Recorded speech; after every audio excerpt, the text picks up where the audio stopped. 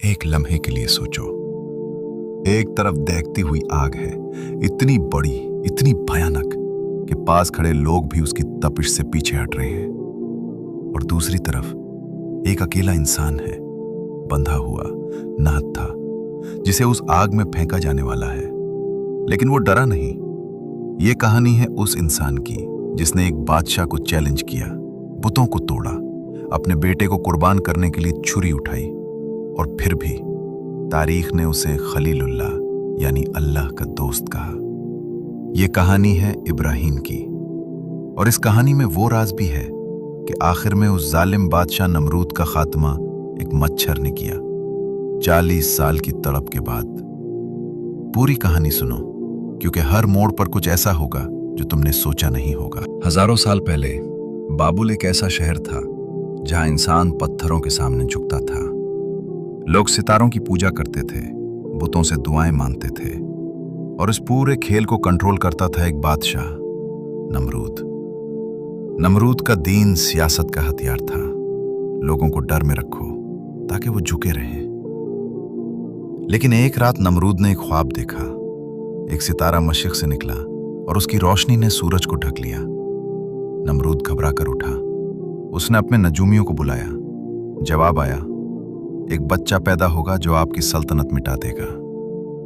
नमरूद ने फौरन हुक्म दे दिया, हर नया पैदा होने वाला बच्चा मार दिया जाए, लेकिन जिसे अल्लाह बचाना चाहे उसे कोई नहीं मिटा सकता। एक माँ अपने बच्चे को बचाने के लिए शहर से दूर एक अंधेरी गार में चली गई, और वहां उस गार में एक बच्चे ने आंखें खोली, जिसका नाम रखा गया इब्राहीम। इब्राहीम गार में पले, लोगों की भीड़ से दूर, बुतों के साये से दूर, और इसी तन्हाई ने उन्हें वो दिया जो भीड़ में रहने वाले भूल जाते हैं, सोचने की ताकत। जब वो बड़े हुए और शहर में आए तो उन्होंने देखा लोग पत्थरों के सामने सर झुका रहे हैं। उन्होंने खुद से पूछा, आखिर ये पत्थर जो न सुन सकते हैं न देख सकते हैं, ये खुदा कैसे हो सकते हैं? उनके अपने वालिद बुत बनाते थे। इब्राहीम ने उनसे भी यही सवाल किया। जवाब मिला, धमकी। लेकिन इब्राहीम रुके नहीं। एक रात वो आसमान की तरफ देखते रहे। एक सितारा चमका, फिर ओझल हो गया।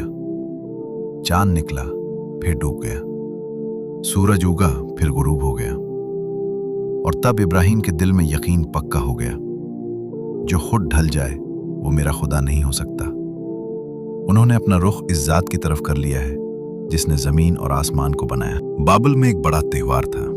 पूरा शहर बाहर निकल गया, मंदिर खाली थे। इब्राहीम ने कहा, मेरी तबीयत ठीक नहीं, और पीछे रह गए। हाथ में कुल्हाड़ा लिया, मंदिर की तरफ बढ़े।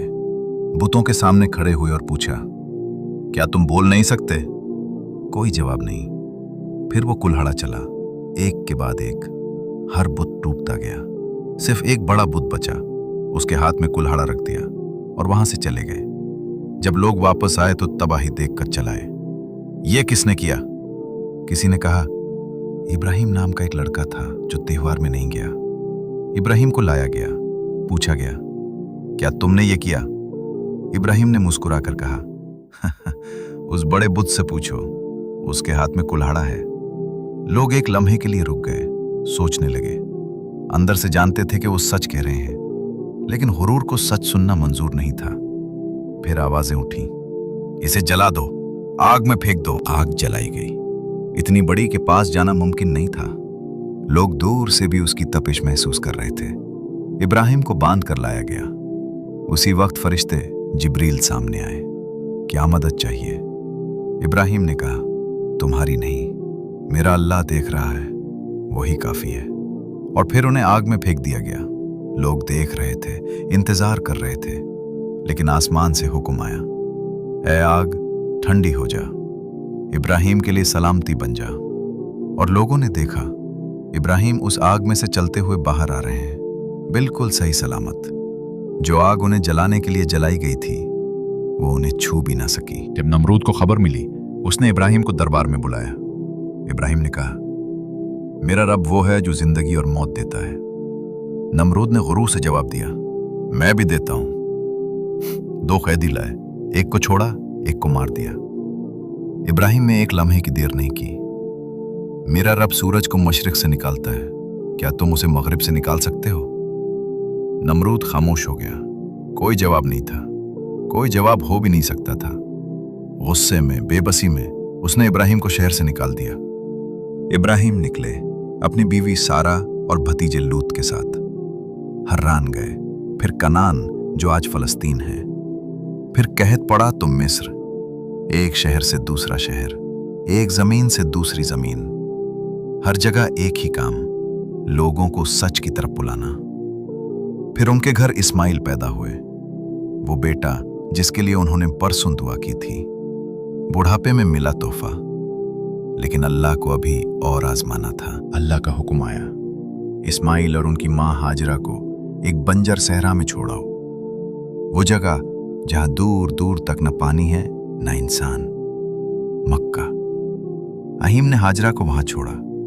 हाजरा ने पूछा, क्या ये अल्लाह का हुक्म है? जवाब मिला, हाँ। बस इतना काफी था। हाजरा ने सवाल करना बंद कर दिया। फिर पानी खत्म हुआ। इस्माइल प्यास से रो रहे थे। हाजरा दौड़ी एक पहाड़ से दूसरे पहाड़ तक 7 बार, सफा से मरवा, मरवा से सफा। पानी कहीं नहीं। लेकिन जब एक मां अपने बच्चे के लिए दौड़ती है, अल्लाह देखता है। जमीन पर एक फरिश्ते ने पांव मारा और पानी फूट पड़ा। जमजम। हाजरा ने आवाज दी, रुक जा जमजम। और ये पानी आज तक रुका नहीं। 1400 साल बाद भी वही पानी बह रहा है। इस पानी की खबर फैली, लोग आए।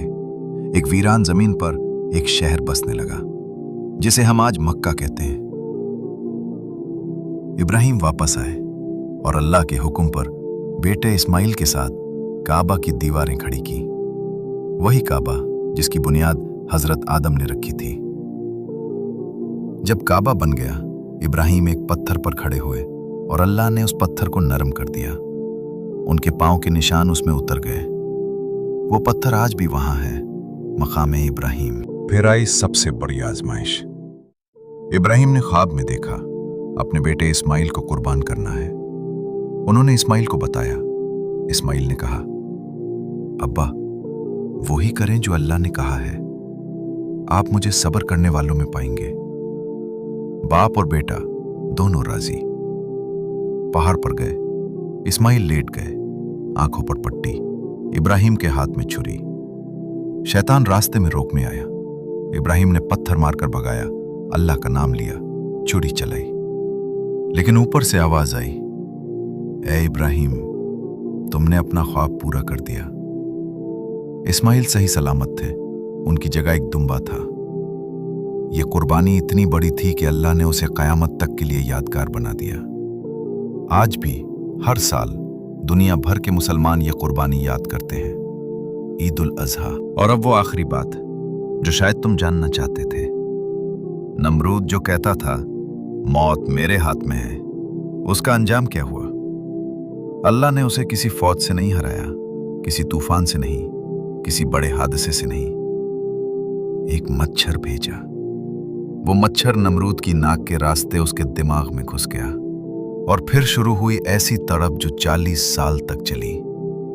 नमरूद अपने नौकरों से कहता, मेरे सर पर हथौड़ा मारो, लेकिन दर्द बंद नहीं होता था। 40 साल। और फिर इसी मच्छर ने उसे मार दिया। जो इंसान खुद को खुदा समझता था, उसे खुदा ने एक मच्छर से खत्म किया। इब्राहिम ने अपनी जिंदगी में क्या नहीं दिया? अपनी जवानी, अपना घर, अपना वतन, अपनी बीवी, अपना बेटा, सब कुछ। लेकिन जो अल्लाह को सब दे देता है, अल्लाह उसे सब कुछ लौटा देता है, और इससे भी ज्यादा।